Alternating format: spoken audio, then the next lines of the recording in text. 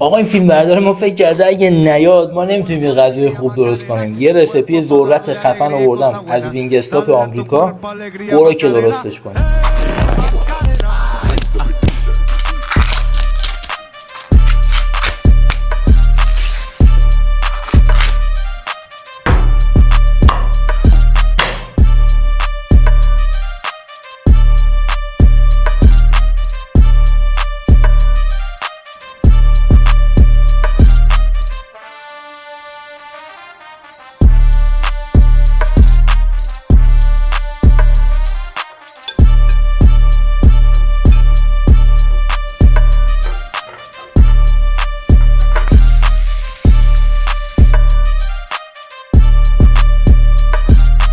آی فیلم بردار ببین چی درست کردم.